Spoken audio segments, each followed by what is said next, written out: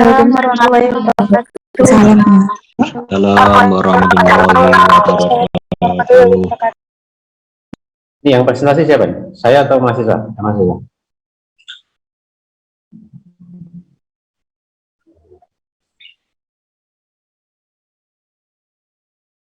Halo? Sudah dibagi kelompok belum? Belum ada, Bapak. Oh, berarti mahasiswa belum presentasi ya? Belum, Prof. Ini patofisiologi penyakit tidak menular loh. Mata kuliahnya apa nih? Patologi umum. Oh, ini patologi ya?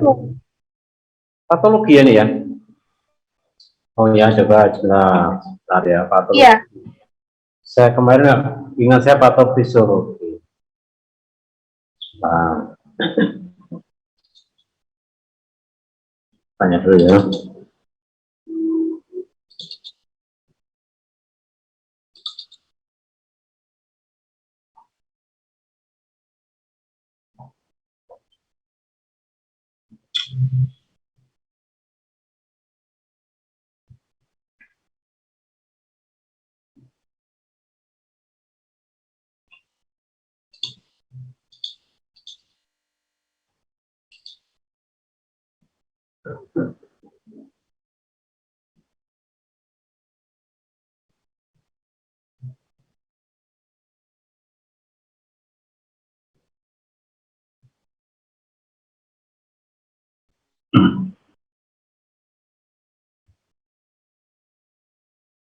Ya, ini agak meloncat sedikit ya, karena saya kira ini penyakit apa?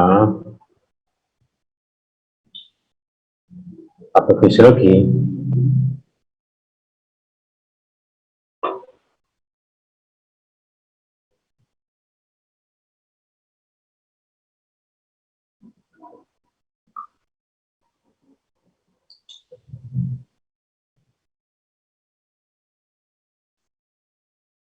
Oke, ini kita masuk ke penyakit bakteri dan virus ya. Coba saya cari tanah saja.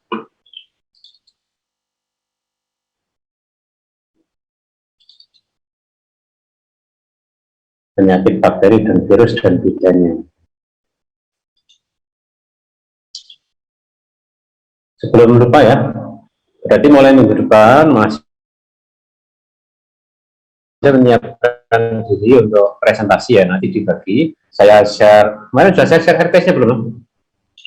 RPS itu rencana pertemuan itu lah, rencana pertemuan mingguan. Ini saya share ke Korea. Iya, Prof. Yang kontrak BBM itu kan? Apa? Yang kontrak BBM.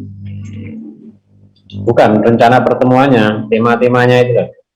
Tema-temanya itu nanti dibagi. Belum. Itu percaya ini. Banyak itu. Iya. Ini jadi harus. Ini saya kasih nih.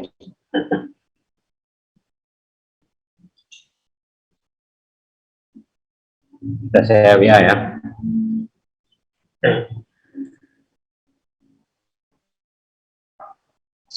Nah, nanti mulai bagi pada pertemuan yang ketiga itu ya. Yang ketiga itu sampai ke bawah kecuali yang infeksi bakteri dan virus.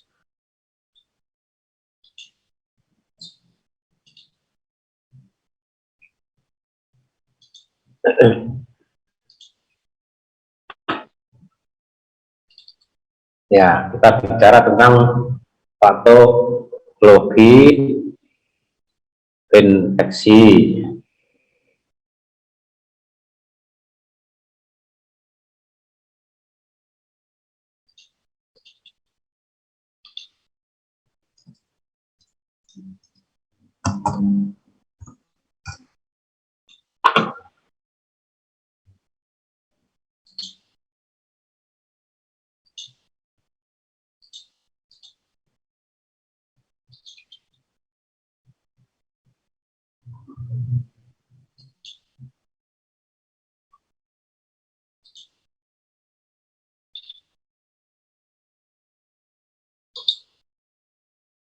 Saya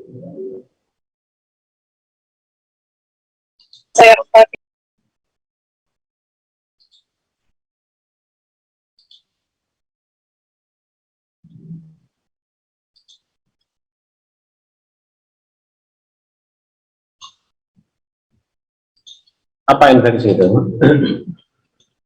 Jadi penyakit kemarin salah satunya kan infeksi ya. Salah satunya kan infeksi. Kalau infeksi itu berarti masuknya organisme lain ke dalam tubuh manusia. Recording in progress. Organisme itu bisa mikroorganisme, bisa organisme besar. Mikroorganisme contohnya apa? Bakteri, virus, jamur. Organisme besar contohnya apa? Cacing. Itu kan juga infeksi. Walaupun kalau untuk cacing sering istilahnya itu investasi, kadang seperti itu, ya. Nah, bagaimana proses perjalanan infeksi itu?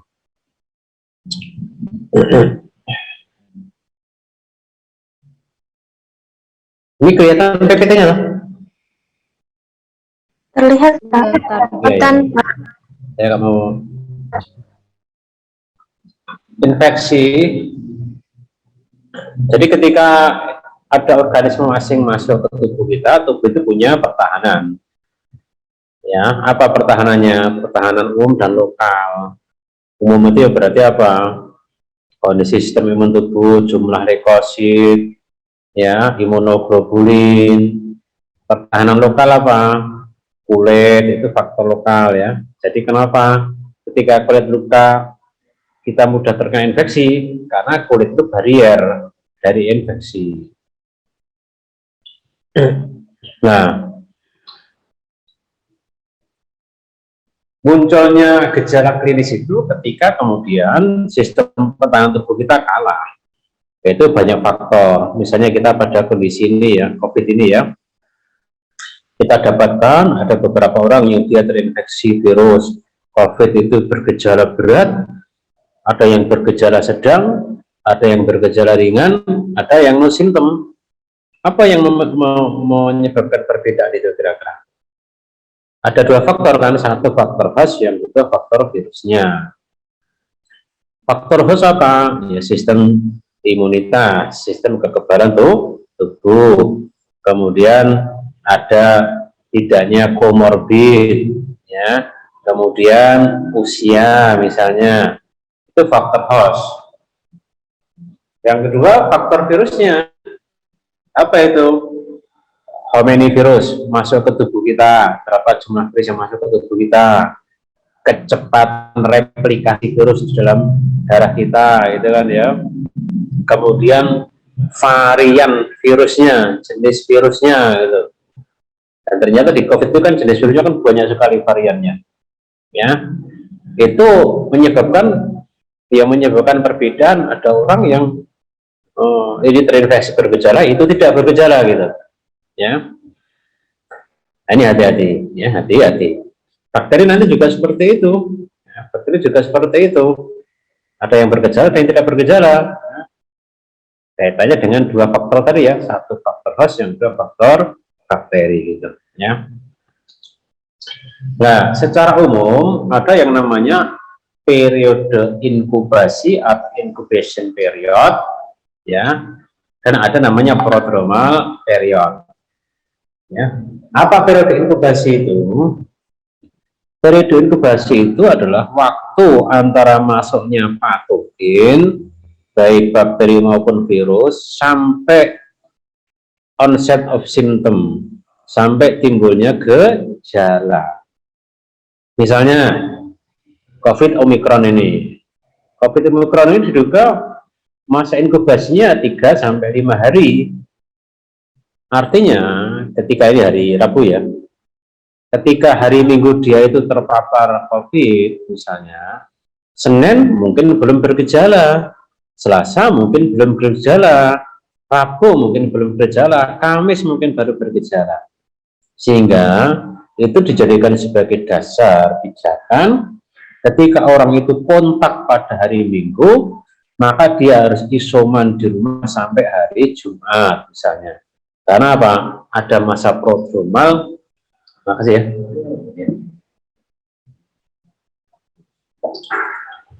Ada masa prodromal di mana virus sudah bisa masuk tapi tidak bergejala, tapi dia bisa menularkan kepada orang lain. Maaf, ada masa periode inkubasi ya. Itu namanya periode inkubasi. Nah, beberapa bakteri, beberapa virus masa inkubasinya beda-beda. Ada yang lama, ada yang cepat. Yang lama contohnya apa? Yang lama itu contohnya adalah virus HIV. Ya, virus HIV. Dia itu tahunan masa inkubasi. Sejak dia terkena virus HIV sampai timbulnya gejala HIV itu tahunan. Ya. Sehingga sering disebutkan ada window period, periode jendela. Nanti bisa dicari ya, bisa 4 tahun, 5 tahun itu. Pada waktu itu orang itu belum tahu dia itu terkena HIV, ya. Tetapi karena dia tidak tahu, justru itu menjadi faktor yang berbahaya. Karena apa? Dia bisa menularkan kepada orang lain tanpa dia sadari karena dia merasa tidak sakit. Itulah periode inkubasi. Jadi periode inkubasi itu sebenarnya di satu sisi dia merupakan reaksi tubuh dalam menahan patogen itu, ada sisi menguntungkannya, tapi juga ada sisi merugikannya. Merugikannya apa? Ketika orang itu kemudian tidak sadar bahwa dia itu menjadi berisiko menularkan, walaupun dia tidak bergejala gitu ya.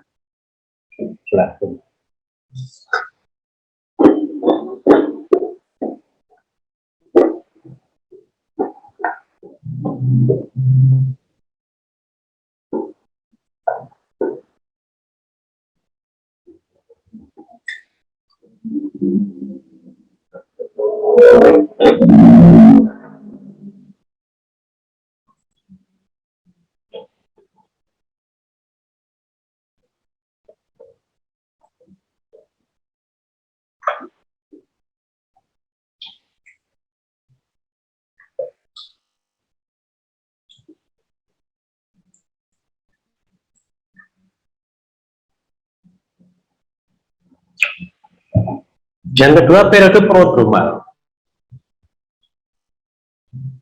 Apa periode prodromal itu? Periode prodromal adalah periode orang itu sudah ada gejala, tapi gejalanya sifatnya umum, tidak spesifik. Jadi seperti COVID ini, maka gejala prodromalnya apa? Ya cuma panas, batuk, itu kan tidak spesifik. Bisa virus COVID, bisa flu yang lain, bisa influenza kan? Itu namanya prodromal. Ya. Nah, kemudian berikutnya adalah periode sakit, illness of period, ya, period of illness. Waktu muncul gejala spesifik. Kalau COVID misalnya apa gejala spesifiknya? Anosmia misalnya. Anosmia itu sudah ada periode sakit sesuai dengan gejala, sesuai dengan patogennya gitu. Ya. Dan yang keempat adalah ini periode yang keempat bisa terjadi, bisa tidak. Apa itu convalescent period? Periode penyembuhan. Nah, saya katakan bisa terjadi, bisa tidak apa?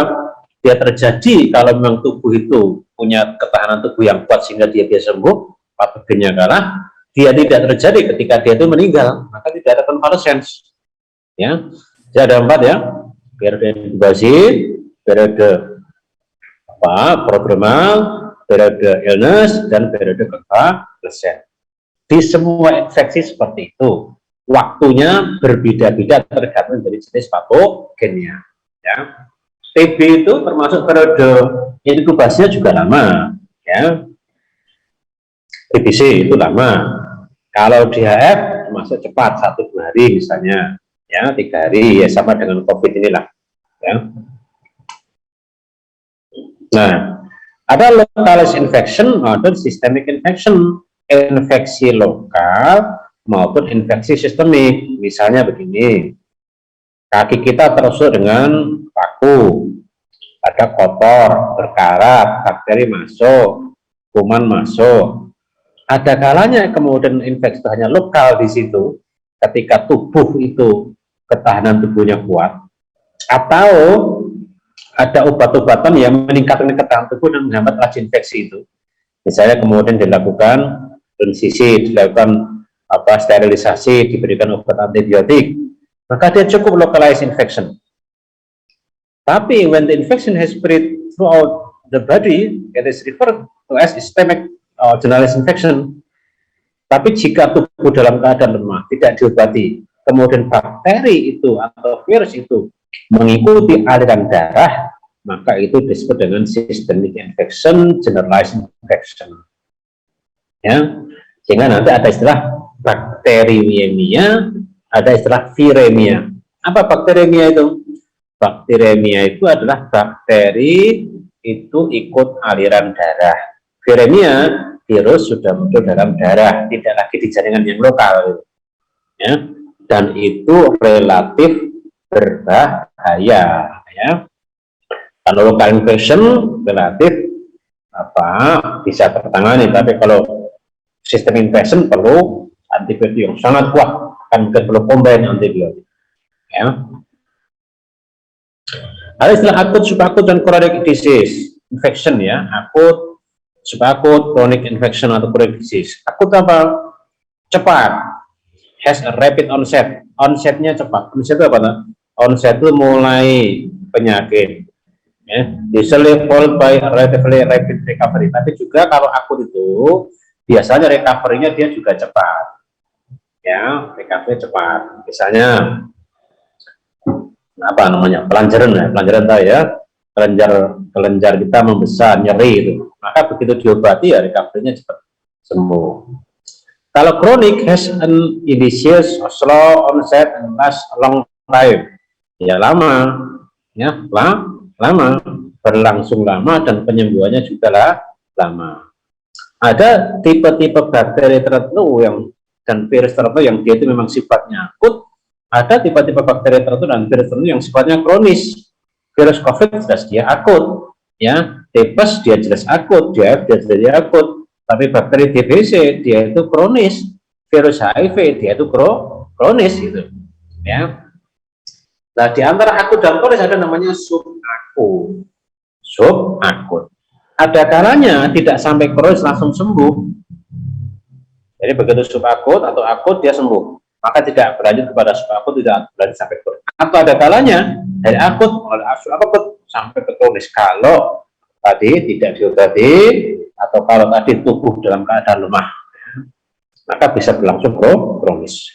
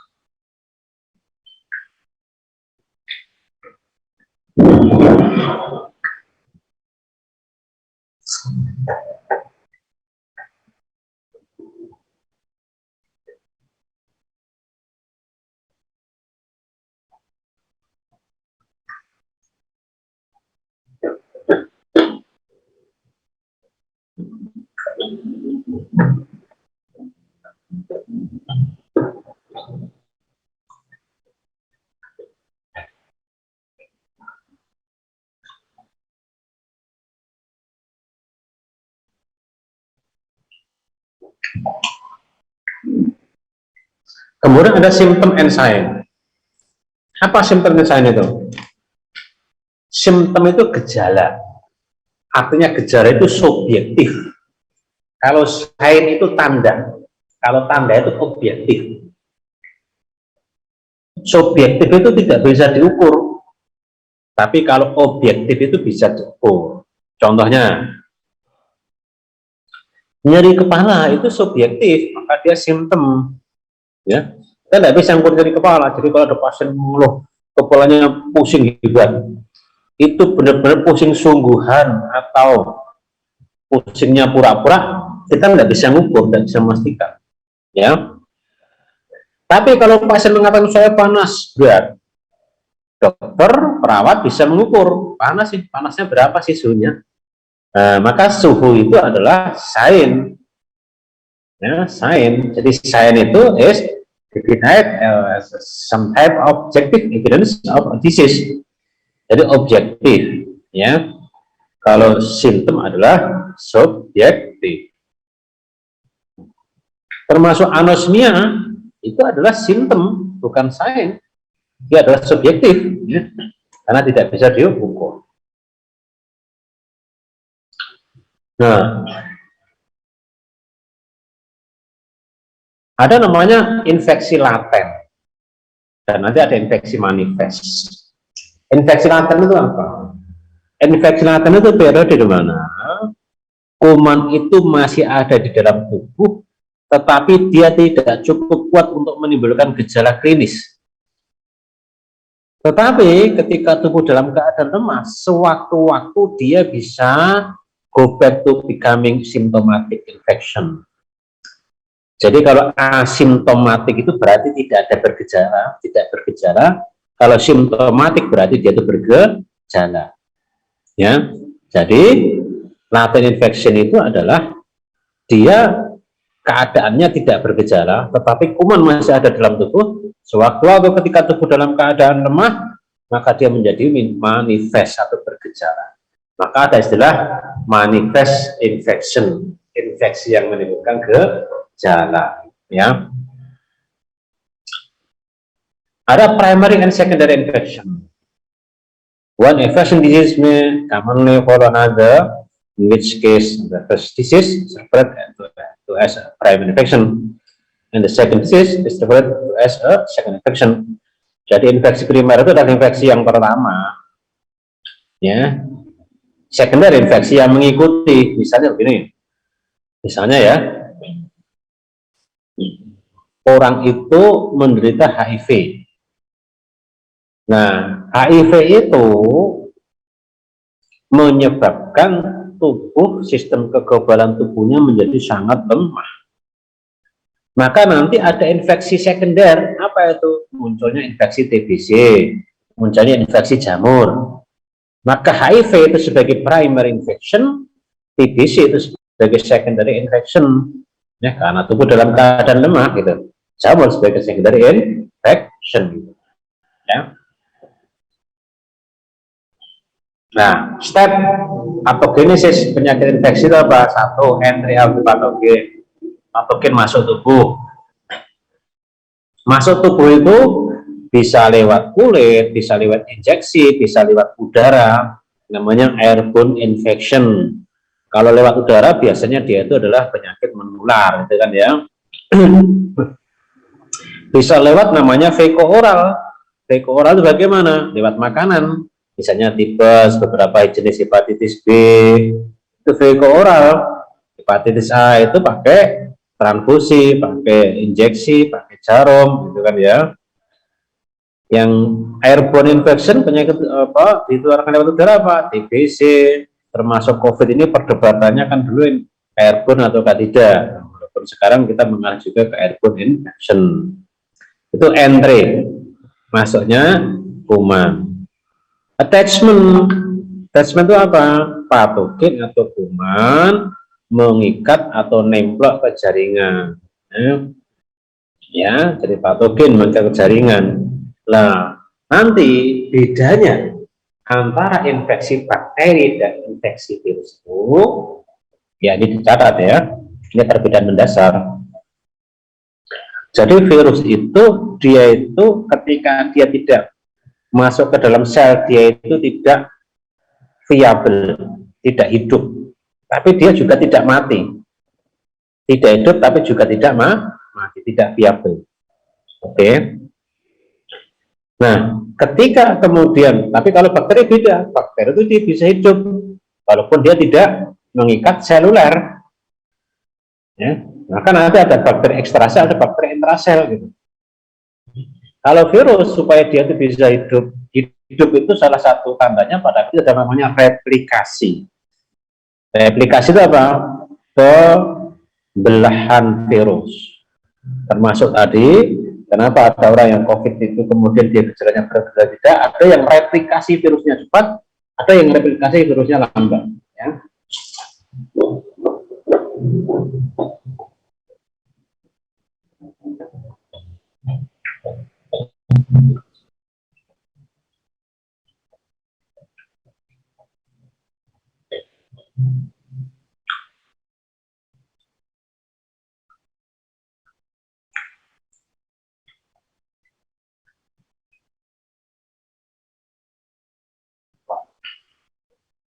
Nah, kalau bakteri tidak, bakteri itu menyerang sel, ya itu bisa di luar sel, sehingga itu nanti berpengaruh kepada mekanisme kerja antibakteri dan antivirus yang berbeda.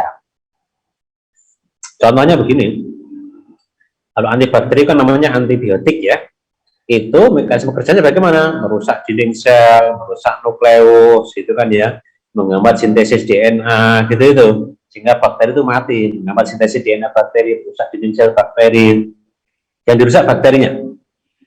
Tapi kalau antivirus, apa cara kerjanya? Mencegah supaya virus tidak attach ke dalam sel tubuh, ya, mencegah supaya virus tidak fusi ke dalam sel tubuh, ya, menghambat replikasi virus, menghambat rilis virus dari dalam sel untuk menyerang sel lain, itu dihambat.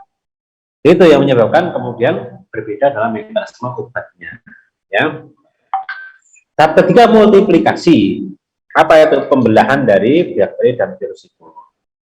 Tahap keempat, invasi, menyerang atau spreading, menyebar. Ya. Menyebar itu bisa mengikuti aliran darah, namanya hematogen. Tapi bisa juga menyebar itu ke jaringan yang dekatnya, ya, ke jaringan yang dekatnya.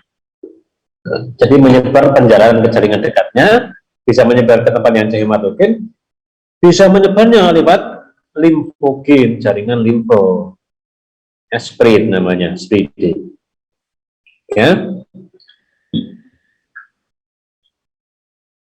Nah, kemudian evasion of host defense, menyerang pertahanan host, dan yang terakhir apa? Damage to host tissue, merusak jaringan, Yang kemarin kita istilahkan, ada istilah nekrosis jaringan, jaringannya menjadi mati kemarin itu loh, ya, nekrosis karena infeksi. Ya. Nah,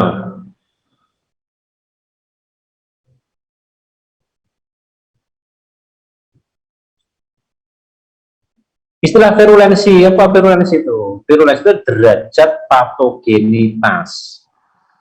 Derajat patogenitas itu maksudnya derajat kekuatan menyerang. Kalau istilah virus itu virulen, berarti virus itu sangat ganas. Kalau virus itu kurang virulen, berarti dia kurang ganas. Bakteri itu virulen, berarti dia itu sangat ganas.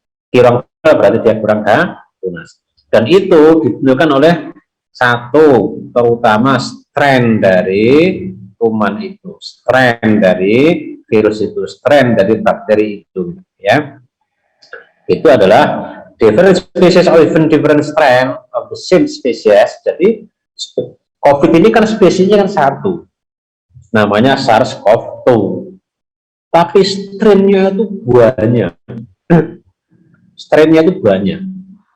Nah, strain yang berbeda itu ternyata menimbulkan virulensi yang berbeda, keganasan yang berbeda, sehingga Anda mengenai istilah delta, alpha, beta, gamma, delta, omikron, BA1, BA2, sekarang ada BA3, itu namanya strain, ya, strain. Ya, virulen itu capable of causing disease, mampu menyebabkan penyakit. Virulent not capable of causing disease, tidak mampu menyebabkan penyakit, ya. Nah, faktor-faktor vaccine virulen, faktor yang mempengaruhi virulensi apa? Satu, obligate intracellular pathogen. Patogen yang dia itu tinggal di dalam sel, ya, maka dia bisa survive dan bisa multiplikasi, bisa proliferasi. Ya, ada tipe-tipe bakteri, tipe-tipe virus yang begitu dia masuk ke dalam sel, dia itu tetap survive dan dia multiplikasi. Kalau bakteri contohnya apa? TBC. Ya, TBC itu dia begitu masuk dalam sel dia bisa multiplikasi. Ya. Fakultatif intracellular pathogens. Ya. Jadi pathogens that are capable of both intracellular and extracellular. Jadi dia itu bisa berada di dalam sel maupun di luar sel. Ini bakteri ini ya. Kalau virus kan harus ada di dalam sel. They are also able to survive within phagocyte. Ya. Jadi dia itu tetap survive walaupun dia di tinggal dalam sel fagosit, ya, tetap survive, ya.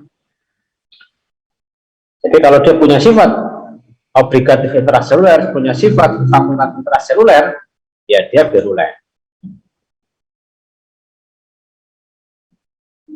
Nah, two most important phagocyte in the body, phagocyte pasti apa itu? Namanya makrofag dan neutrofil. Jadi tubuh itu punya sel. Ya, kalau sel darah putih atau leukosit kan kita mengenal leukosit itu ada granulosit, agranulosit. Yang granulosit itu adalah basophil, eosinophil, neutrofil. Yang agranulosit itu adalah limfosit dan monosit. Neutrofil itu sel darah putih yang bertugas menghambat masuknya bakteri patogen asing ke dalam tubuh dalam waktu yang akut. Ya. Makrofag itu adalah monosit yang dia bergabung menjadi besar dan bersifat kronis, makrofag. Jadi pertahanan tubuhnya di situ. Nah, tinggal nanti antara derajat virulensi dengan fagositosis ini kuat mana itu. Ya, kalau kuat virulensinya berarti terjadi disease, tapi kalau kuat fagosit dan neutrofil ya berarti apa? Dia itu sembuh, tidak sampai kronis.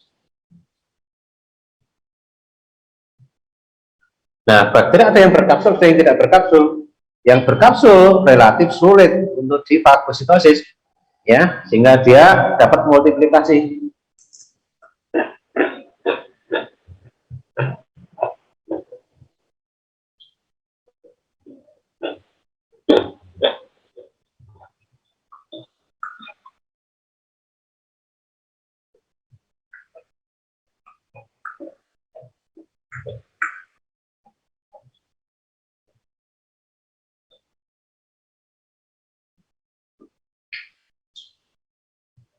Sementara yang tidak berkapsul dia relatif mudah dibunuh dan mudah difagosit.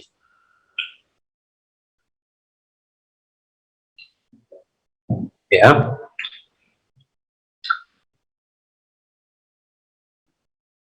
Kemudian flagela. Flagela itu apa? Flagela itu adalah salah satu alat gerak bakteri atau mikroorganisme untuk menghindari, ya, dari pertahanan tubuh. Sehingga dengan adanya flagela ini, bakteri itu bisa menghindari fagositosis. Ya, ada bakteri yang tidak punya flagela, ada bakteri yang tidak punya flagela. Ini bakteri ya, kalau virus tidak ada flagela dan flagela. Ya. Exoenzim diproduksi oleh patogen. Ya.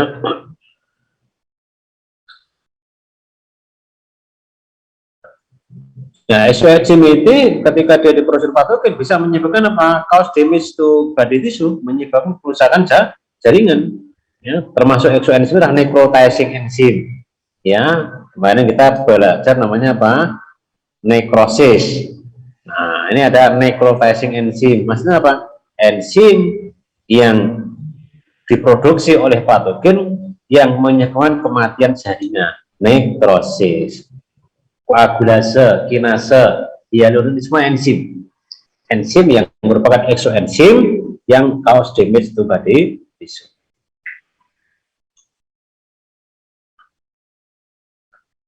Nah, ini destroy the tissue. Yang adalah enzim that destroy the tissue. Ya. Koagulase ini ya apa? Enzim yang mengikat protrombin membentuk kompleks dengan stabilotrombin. Ini teorilah. Ini pada Staphylococcus aureus. Kinase, bukan kinase, kinase ya, kinase. Ya. Kinase adalah enzim ya, yang dia itu memecahkan apa itu jendalan, ya, yang kemudian jendalan dalam darah itu bisa lepas. Kalau lepas bagaimana? Ikut aliran darah. Terkadang kemudian menyumbat ke pembuluh darah kapiler yang sempit. Gitu, ya. Hyaluronidase disebut dengan spreading factor. Ini adalah patogen to spread through connective tissue by dan hyaluronic acid. Ya. Jadi dia adalah disebut dengan apa? Spreading factor, menyebar. menyebar ke jaringan-jaringan. Ya. Nah, ini juga kolagenase membreakdown, memecah kolagen. Ya. Apa kolagen itu? Sportif protein yang ditemukan di tendon, kartilago maupun tulang. Ya. Ini juga merusak jaringan. Kemudian hemolysin, enzyme that cause damage to the heart red blood cell. Hemolisis atau hemolysin.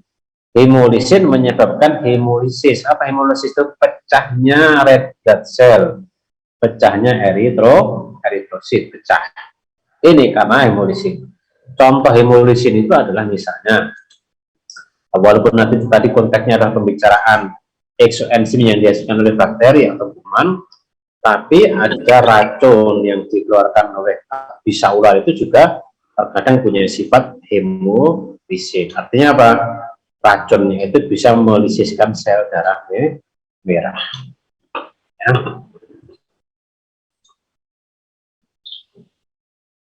Lecitinase, breakdown fosfolipid call lecithin, jadi memecah lecithin, ya, yang merupakan dia destruktif membran sel di dalam sel darah merah dan jaringan-jaringan yang lain. Ya, jadi memecahkan lecithin untuk menyebabkan destruksi di membran sel darah merah atau eritrosit.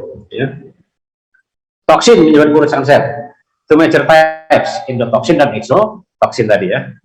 Ada exotoksin, neurotoksin, enterotoksin, exoliatic toksin dan sebagainya. Ya.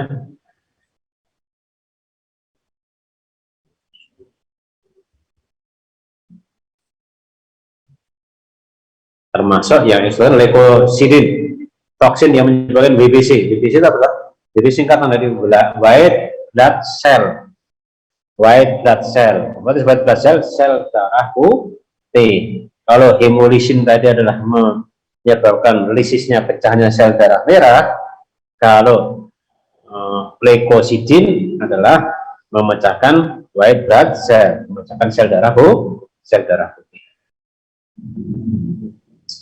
Ya, ini saya kira tadi sudah ya. Pencernaan informasi tadi lokal sudah bisa melalui celah atau enggak yang ada. Misalnya ureter itu apa? Yang udah misalnya ureter ya, atau dia adalah bronkus sudah. Infeksi pertama di bronkus nanti bisa menyebar ke paru-paru. Infeksi pertama di ginjal nanti menyebar ke ureter, atau infeksi pertama di ureter itu nanti menyebar ke vesika urinaria. Itu namanya melalui celah atau rongga yang ada. Saluran limfatik namanya limfogen. Ya, penyebaran limfadenitis. Saluran darah namanya hematogen. Bakteremia. Dan bisa juga melalui saraf ternyata. Misalnya rabies. Itu penyebarannya melalui saraf.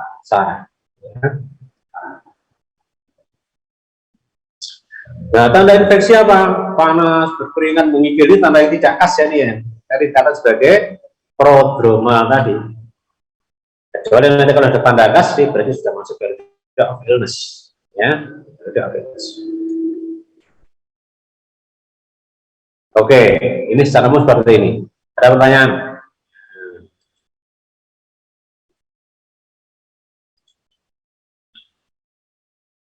Kalau editornya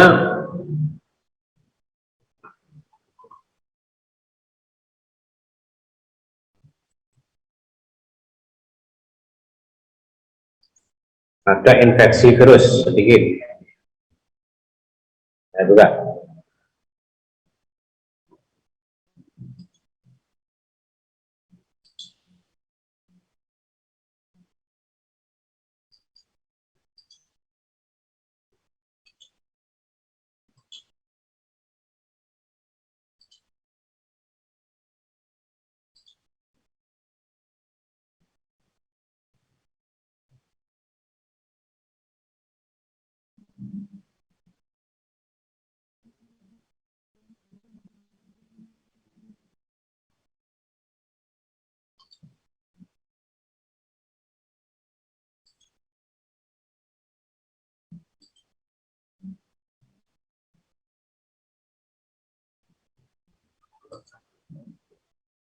Bapak izin bertanya tentang tugas yang Bapak bilang tadi.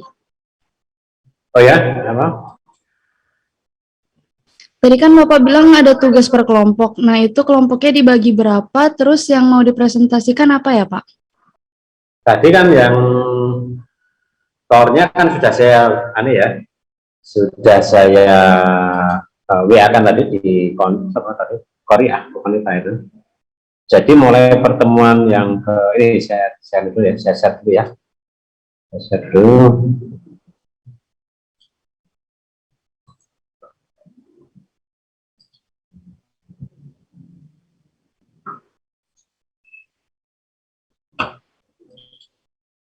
Ini saja nanti, kan ini kan 3 kelas loh.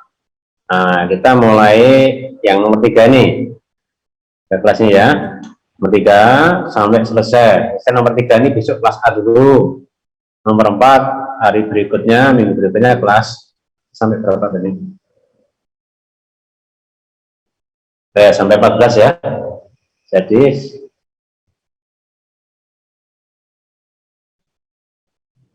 Jadi gini, yang nomor 3 tadi misalnya kelas A, nomor 4 kelas B, nomor 5 kelas C. Nanti kembali lagi ke kelas A, B, C gitu. Gitu ya. Kelompok saja nanti. Mudeng itu? Kali ya? Untuk kelompoknya per kelas dibagi lagi. Apa? Untuk kelompoknya per kelas dibagi berapa ya? Satu saja enggak apa-apa. Nanti gantian ya. Jadi per kelas, di per kelas itu mempresentasikan satu materi seperti itu, Bro? Ya, misalnya besok pas pertemuan keempat atau besok itu kelas A dulu yang presentasi. Ya. Ya, nanti saling melengkapi lah. Yang kelas B, kelas C nanti mendengarkan dan nanti kita klarifikasi gitu. Mudah gitu ya? Kalau untuk yang mempresentasikan perwakilan atau? Perwakilan saja. Atau nanti per kelas ini berapa? 30-40 ya? 52. 52, Prof. Oh, dibagi 2 ya? Per kelas dibagi 2 kelompok ya? Biar nanti lebih komprehensif ya? Oh, ya, baik. Per kelas dibagi 2 kelompok ya? Oke? Baik, Prof. Ya, ya. Ini nanti sekali itu sebagai nilai tugas ya. Oke, kalau virus ini sekilas saja terus ya. Jadi supaya kita bisa tahu bedanya antara virus dengan bakteri. Prof mau tanya, Prof. Ya. Saya Savana dari kelas A. Prof, kalau kayak ini ngomong infeksi ya, jika kayak orang terkena COVID-19 terus itu kayak mempunyai penyakit dan harus dioperasi pada saat itu juga. Nah itu apa penanganannya tuh apakah boleh, Prof? Kan itu kena COVID. Makasih.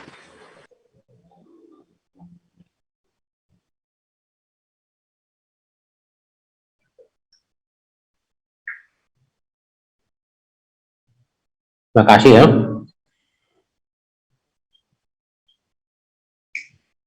Pada prinsipnya boleh sebenarnya, pada prinsipnya boleh. Tetapi harus dilihat timbangannya begini, apakah operasinya sifatnya sito emergensi ataukah tidak ya. Kalau operasinya itu tidak emergensi, tidak sito, biasanya ditunda ya, ditunda. Tapi kalau operasi sifatnya emergensi itu ya tetap tidak apa-apa, tetap dilakukan dengan protokol yang ketat gitu, protokol yang ketat. Betul ya. Misalnya operasi yang tidak situ itu misalnya apa? Operasi patah tulang misalnya, itu tidak situ, maka bisa saja dokternya ragu-ragu nunggu COVID-nya selesai dulu, dulu baru nanti dioperasi gitu misalnya. Oke, tergantung juga dari berat ringannya gejala COVID. Kalau gejala COVID-nya berat sesak napas ya tidak mungkin dilakukan operasi. Ini yang tadi bisa dilakukan bersama materi kalau COVID-nya tidak, gejalanya ringan dan operasinya sifatnya emergensi. Gitu ya. Iya, Prof. Makasih, Prof. Oke, ada lagi?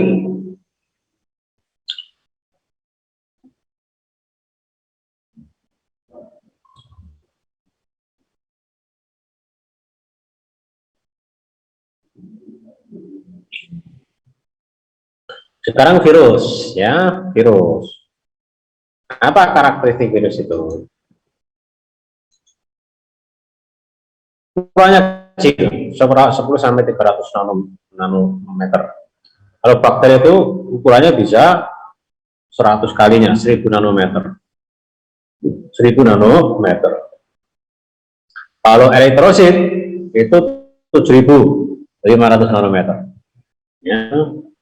Bayangan ya, jadi eritrosit sel darah merah itu 7500-an, bakteri sepertujuhnya 1000-an, virus itu 1/10 dari bakteri, 1/100 dari bakteri sampai 1/3 dari bakteri, macam-macam. Ya, kalau COVID ini kan didudukan 150-an, 150 nanometer. Nah, virus ada DNA, ada RNA. Ya, metabolisme virus tidak terjadi di luar sel. Ya, virus tidak bisa tumbuh di media. Ya, kalau bakteri bisa tumbuh di media. Ya. Strukturnya apa? Protein pod atau kapsid namanya.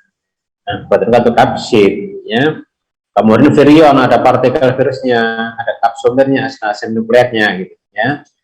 Nah, bentuk virusnya ada kubik, ada helik, ada kompleks, gitu, ya.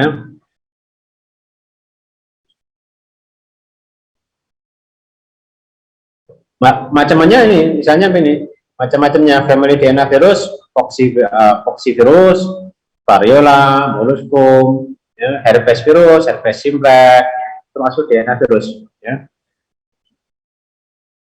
Yang ini RNA virus, octomysovirus, kemudian rhabdovirus, ya, togavirus, flavivirus, dan sebagainya. Termasuk salah satu adalah RNA virus. Ya. Nah, efek chemical dan physical, virus itu aktif, inaktif pada suhu 56 derajat lebih, sehingga dia itu masih bisa hidup 30 menit pada suhu 56. Kalau beda 30 dia itu mati. Kalau suhu 100 derajat beberapa detik langsung dia mati, rusak, istilahnya rusak, mati, ya. Nah, sehingga apa? Penyebaran virus di ruang terbuka kena matahari itu menjadi lebih lambat. Karena apa? Dia cepat mati. Ya, cepat mati. Tapi pada suhu dingin justru dia itu stabil. Bisa minus 40 sampai minus 70. Sehingga misalnya pilih, kalau ada material yang terkontaminasi oleh virus COVID disimpan di kulkas, virusnya masih bisa tetap viabel. Karena apa? Justru dia itu aktif, stabil pada suhu dingin. Ya. Nah, kecuali di aktifnya nanti stabil, ya, stabil itu baru aktif nanti ketika dia masuk ke dalam sel. Dalam sel. Kalau misalnya itu kena tangan dan tangannya apa tidak masuk ke dalam sel, tidak masalah. Masalah.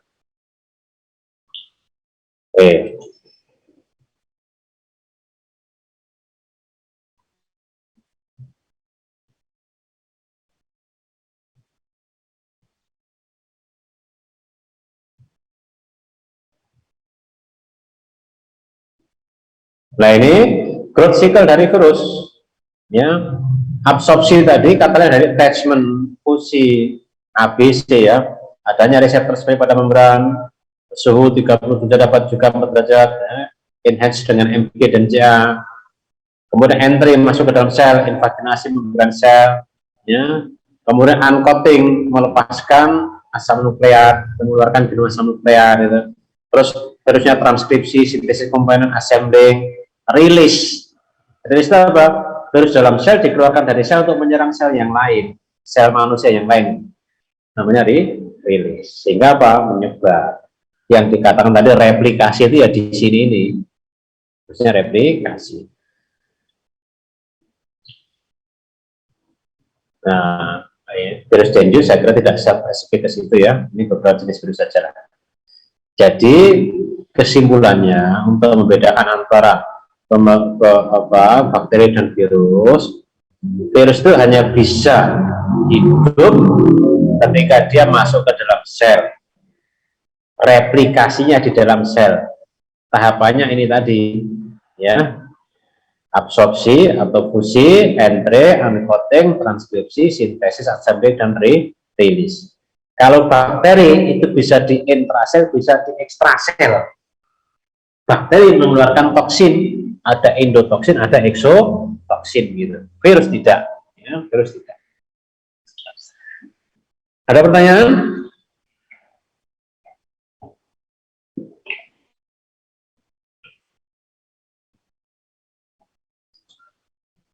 Saya share ini coba.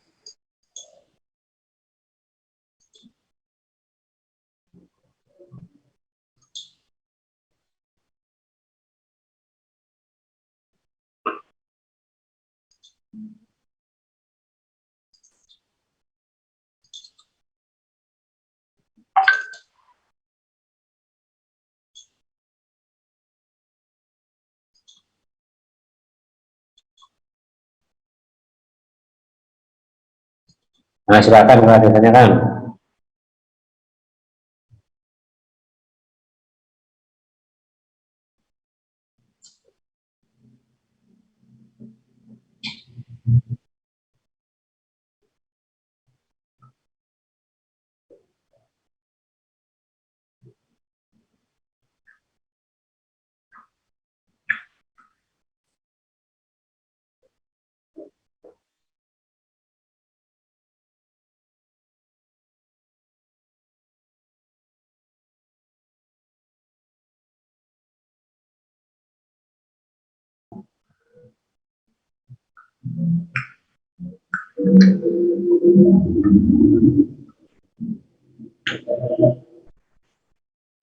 Tidak ada? Tidak ada, sementara cukup ya ini ya. Sementara cukup ya, terima kasih. Tetap semangat, rajin belajar, rajin ngaji, sholat malam, yang laki-laki sholatnya di masjid. Terima kasih. Assalamualaikum warahmatullahi wabarakatuh. Waalaikumsalam warahmatullahi wabarakatuh. Selamat Malam. Selamat malam. Yuk cari